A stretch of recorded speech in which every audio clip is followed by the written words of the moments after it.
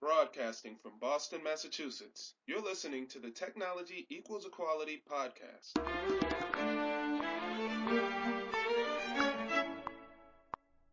Hey, welcome back to the Technology Equals Equality podcast. I'm your host, Lori Brooks, and this is episode 40.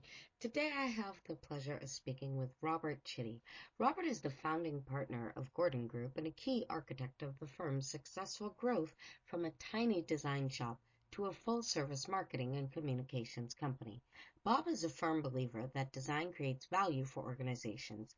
As such, he strives to meet the communications objectives of clients with innovative brand leadership and corporate identity campaigns. Bob combines communication and consulting talents with expertise in all aspects of the development process, from initial concept to campaign rollout. How are you? Not too bad. How are you? I'm excellent, thank you. Thank you so much for taking the time to touch base this morning. Okay. So, Robert, what we would love to know is a story of how it is you once saw the future. Before you began branding yourself and building out the Gordon Group, what was it that you thought life would be like before you ventured into consulting? You know, you're going back quite a few years here. We're going back to memory lane because I've been doing this. I'm actually in my 28th year in November. I founded the company when I was 27. So to answer the question, what was it that I believe what I was looking forward to in my future? I guess it was a lot to do with really came down to lifestyle. Growing up years, I was exposed to a lot of things, and I wanted to afford a certain lifestyle that would, be very, very rewarding and fulfilling and full of adventure and kind of aligned with my aspirations. Okay, so it's important to acknowledge, I guess, that I'm in the design business. Yeah. And it is a vocation where you're acting in the interests of your clients to help them express their identity or their brand. Mm-hmm. And of course, today we can do that in many different ways. One of the core things about all of this is that organizations individually have their own story. And I guess from my point of view, I've always been a lifelong learner. I found through my high school years specific things I was attracted to, like, for example, photography, art class, creative sort of work, filmmaking. And that, I guess, to some degree, is sort of emblematic of what I'm doing today. So it was sort of a continuity, I guess you could say, over these years, pursuing these kinds of passions and unique kinds of hobbies, or in the case of the business, more formal, bringing forward expertise to support the branding of our clients and what have you. So, I'm trying to get at the kind of the essence of the question. I guess I've always been inspired by creativity. Mm-hmm. And, now that you get me thinking about that, I looked at that and thought, what can I do to make a living here where I'm going to have, life isn't going to be too routine, and on the other hand, I'm actually going to be able to, contribute in some way to having a decent living, contributing to helping others to make money, and kind of come through with something that is not only very rewarding from the point of view of my aspirations, but also is, practical in terms of being able to make a living. So I guess I had a bit of a business gene in me in the early years, whether it was paper routes or working in a sub shop or where have you. But I guess is that combination of creativity with business and management linked in. That's always been a kind of a root skill set that I've had. So again, I hope that's in line with your question. Certainly, you've always had an entrepreneurial mindset. It sounds like, even when you were younger, working in a sub shop or creating a paper route, as a kid, that mindset to go ahead and create your own and to begin doing for you is exactly what I was looking for. You really did have an entrepreneurial mindset long before school and even throughout. I'm sorry, go ahead. Yeah, I agree with that. I think that's perhaps a bit of a differentiator for people who open up their own company along the way. You need to be able to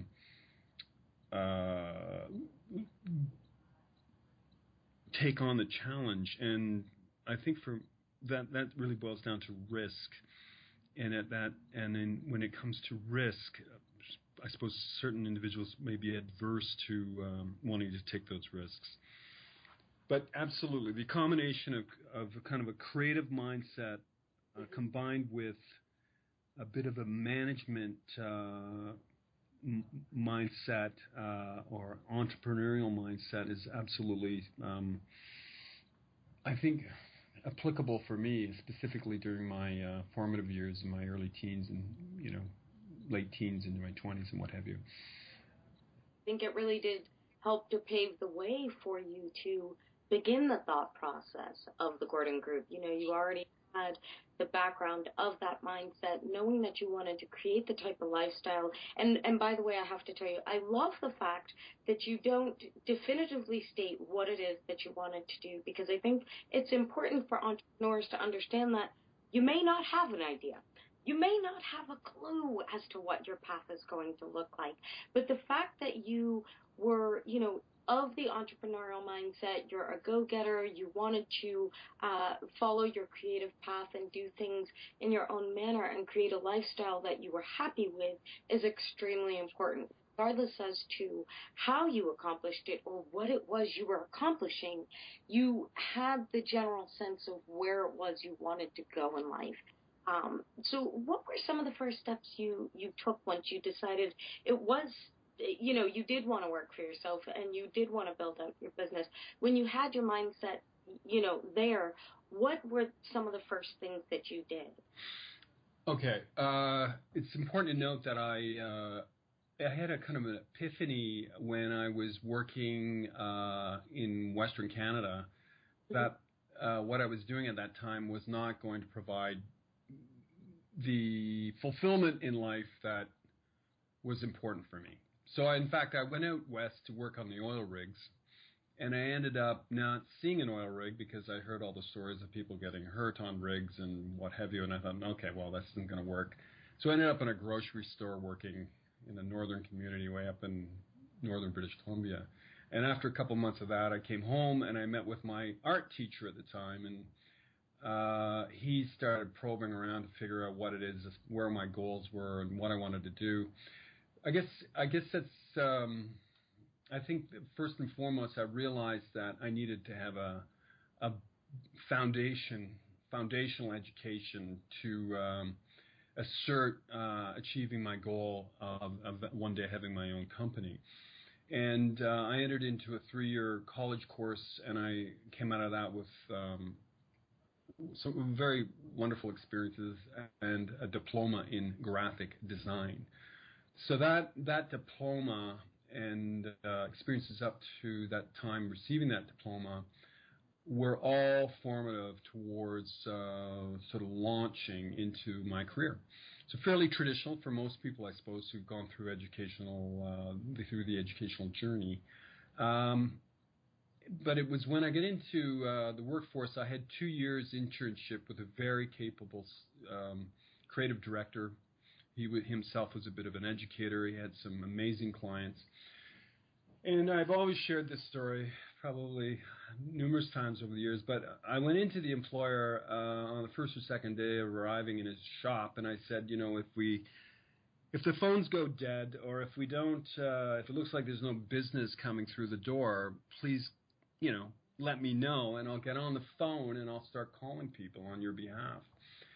So I wasn't in there, I don't think 48 hours, and of course he calls me in and he gives me a list of, 50 people. He says, get on the phone, we need to go and do meetings. So I think I was probably 21 or something at that stage in my life, and that was an example, I think, of the entrepreneurial thing expressing itself, where it was pretty evident that an organization is sustained on sales and kind of a flow of capital.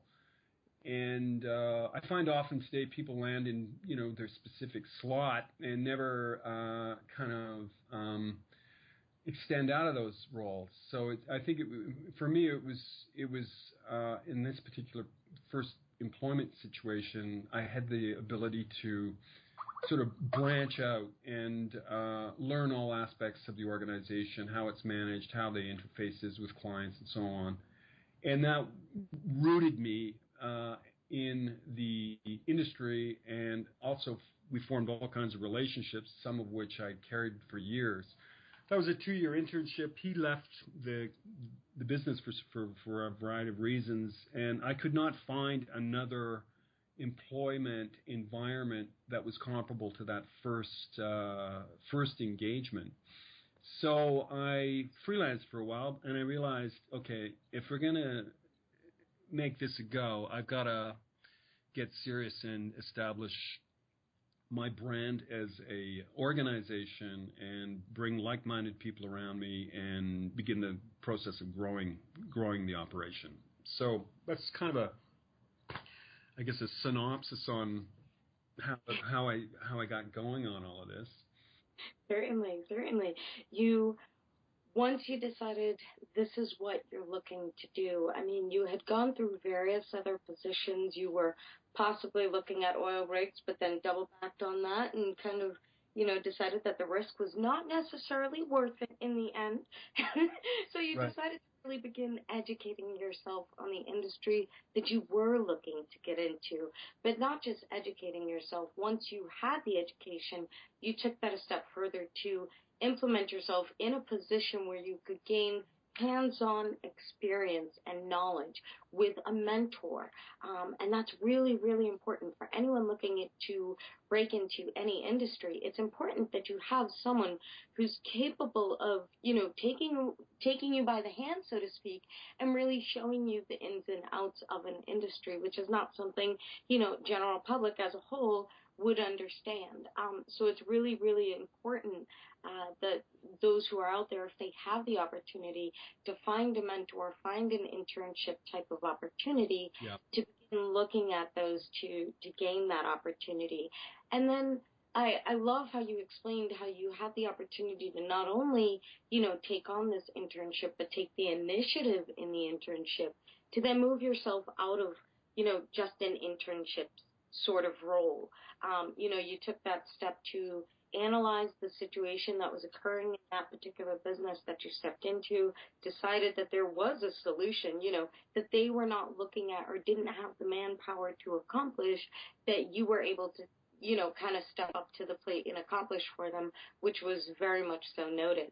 And for those who are, in an internship role looking to move ahead and looking to move forward, taking the initiative in any position will definitely help you stand out in that manner. Absolutely. Tell me a little bit about how it is you work with your clients for the Gordon Group. So the company is entering into year 28. We basically have a multidisciplinary platform with the different individuals here with different skill sets. It evolved out of a kind of a traditional agency setting. And what we really do is we are focused on enabling our clients' storytelling, brand building, and to some degree public relations, and to some degree very specific types of media solutions, whether it be annual reports, publications, enterprise websites. We've done documentary film, we've done coffee table books. The list is pretty exhaustive. But where I get called in is more often than not on the basic requirement of helping organizations define their unique story. So we have done that, the cumulative experience of over 28 years. We bring that forward to our clients in support of helping them to clearly define their story so that they have an identity that is competitive, persuasive, meaningful, easy to understand, that is impactful, that ultimately helps them to position in their particular community or the broader market that they are, where they have their constituency. So that's been it. And it's the joy of this, I guess, is that we've had to be quick studies because every client has their own unique, although there's a lot of similarities, you're really brought in because you want to help to differentiate. And you are brought in to learn their specific model and come in from, I guess, 5 floors up and cut through and unpack what's going on and come back with something really, really compelling and powerful and strong. So that I hope that illustrates what we're doing. And when I think back over the last 3 decades and all the projects, I was talking to somebody a little earlier about, those formative years when we were starting out. One of the first projects I was engaged with was the Cub Book for Boy Scouts Canada. And, it's quite remarkable to think, but we did that on the drafting table at the same time the Mac Plus came along. Before I was done, I was off the drafting table and on the little Mac computer. And so I guess we were pioneering back then in the 90s, I guess it was, when all of this technology emerged and just, radically changed our universe, in terms of being able to fulfill the projects and expand our market and what have you. Speaking of that, in the rapid expansion and so forth, what do you feel was the key to your success? Do you feel that it was the technology, or do you feel that it was more, maintaining a positive mindset, or do you feel like it was when you really decided how to brand the goal? What do you feel was the key to your success? Well, I think the thing that is core from my point of view in terms of success would have to be the relationship. And there's a lot to be said about how one works with others, both internally within the organization and how that is extended out to clients, stakeholders, partners. My success is, I'd have to say, largely as a result of the people who've been around me all these years. I have been privileged to have what I would describe as some brilliant minds who, through the team approach, we've succeeded in accomplishing some incredible outcomes. The relationship issue is huge in determining your success. If frankly, it's a showstopper if you turn people off, or if, for example, you don't understand or lack empathy when it comes to either your internal people, your employees, or your customers. If you're not able to align and really understand what the objective is and offer tactics and strategies in order to fulfill those objectives. And I think the joy of relationships, whether it's good friends or whoever, when those relationships are strong, I think it's fairly obvious, the most wonderful things emerge. So, and it's almost kind of curious how those projects that are more difficult to get through often starts right at the relationship level, where you're just not getting on the same wavelength, or you're perhaps overextended, or for whatever reason you haven't manage to nail it from the point of view really getting on the same level as the person you're working with. I'm a big believer, as well as the sum is so much greater than any of its parts. And when we decide we're going after something as a team of 15 people here, we're pretty much unstoppable when everyone's pulling on their oar and doing their part towards a successful outcome. And we've witnessed to that over and over again. We love it when that's going on in the organization. So I hope that's useful. No, that is wonderful. I love that. In fact, it was not too long ago I was actually touching base with another guest about, company culture and how much that really does contribute to the success of a company. Making sure that internally everyone's happy, healthy, and moving forward in the right direction can be either the key to success or the absolute downfall to a different company, to different organizations. So, no, I think that's wonderful. Robert, do you happen to have a tip or a trick or even a book or something of that sort that we can go ahead and share with the audience that you think may be able to assist them on their journey? Well, we went through our year 25 2 years back now, and I produced a neat little slide. It's on SlideShare. I can share with you. It was basically something to do with 25 years of design thinking. And in fact, I had been doing a few lectures and whatnot for MBA students here at a local university, and I kind of thought this stuff might be relevant. They're about to launch into the workforce, and they're looking at a couple of things notionally in there that I think are core. You're going to end up in difficult times, and it's going to be a tough go. But I find that sometimes these difficult periods, people may quit or feel they've had enough, but I'm of the view, and if you're going to be an entrepreneur and go into business, you've got to have an enormous resolve to overcome obstacles and accept the fact that these difficult periods are somewhat important, and that they build your foundation towards your ultimate goal, and not to have these setbacks discourage you from trying to achieve your passion. So that kind of thing, done in a kind of a cute way, is in this deck.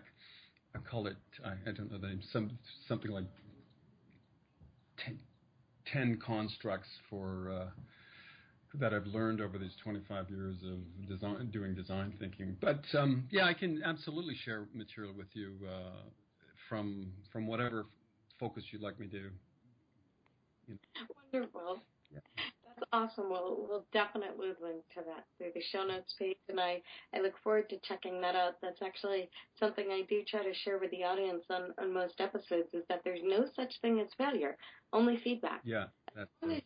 Learn from those moments, from those things that don't necessarily work out the way you thought they would. You've learned something. You've learned how it's not going to work out that way. Yeah. Definitely. Robert, the show is really designed to go ahead and help entrepreneurs come up with new ideas, in industries that they may not have thought of, and we would absolutely love to help you. So I would love to know, if you had a magic wand and could change anything at all in your business, what would it be and why?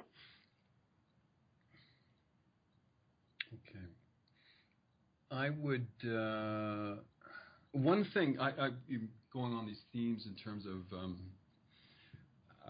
management of company and dealing with issues and relationships and what have you.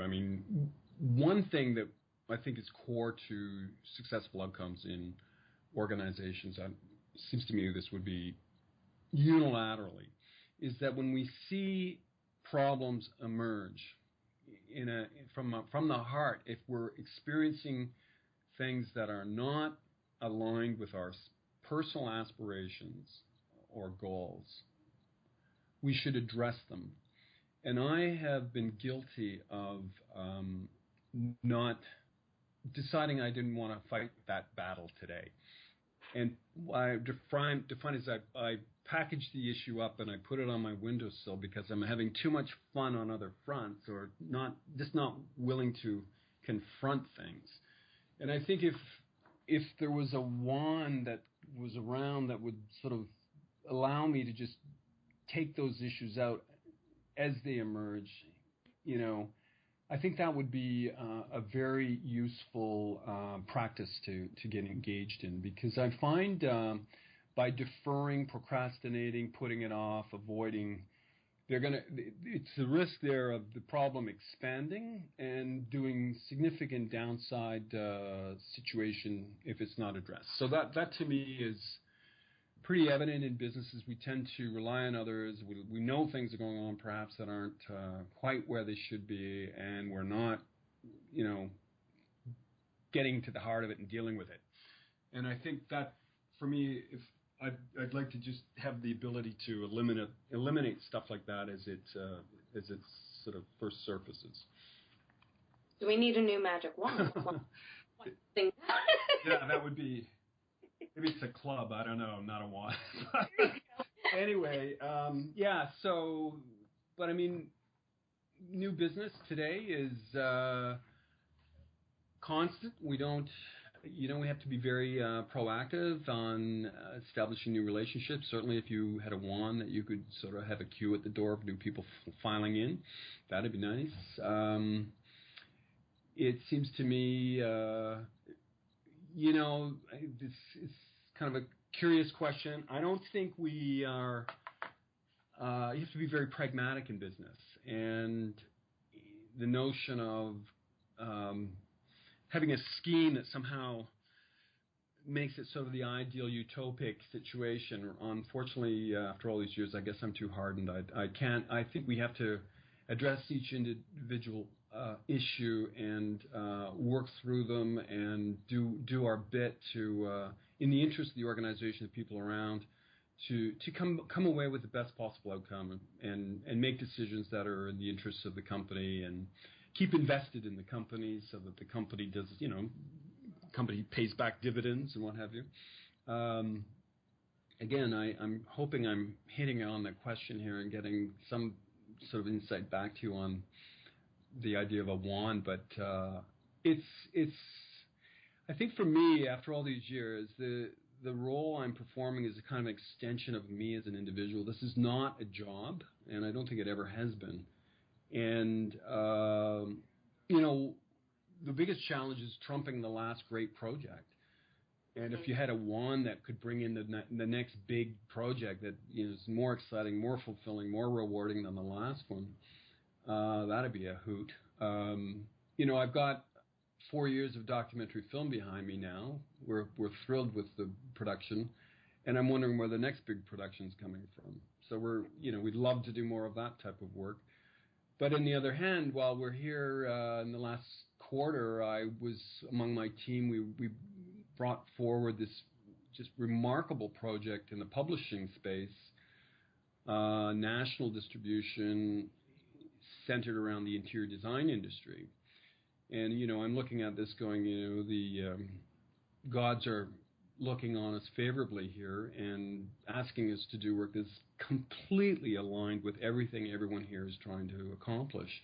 It kind of is a manifestation of the 28 years that we're seeing today, some of these really exciting big enterprise projects coming through. So I think there is luck, but I think it's often based on your commitment to your craft and your ability to align with those and get into relations among others who share similar aspirations and want to prove themselves and hit certain goals similar to yours. And so, from that point of view, I'm motivated to keep this thing going and build on what we've accomplished. That's wonderful. Robert, you are outstanding, and I truly appreciate you sharing with the audience and myself today. Please share the best way for our listeners to find you. Well, you've got my email at rchitty@gordongroup.com. And you can also go to our website at gordongroup.com. I'm not thrilled about my blog, but if people are interested in my blog, they can go there. I've not been good at keeping it going, but I tried to write for you younger people looking at this industry and share some relevant stuff that I think is pertinent to anyone entering into the design field. It's Bob on brand. The joy of what we do is there's just a litany of product that comes out around us and that is sort of emblematic of our clients' work and their brands. And any one of these projects could be a case study for sharing with people the whole experience of working with clients to successful outcomes. And I think a lot of that you can see at gordongroup.com. If you're not feeling fulfilled in what it is you do every day, it might be time for you to take a step back and really look at things and see what actions you can go ahead and take to begin heading in the direction of feeling fulfilled.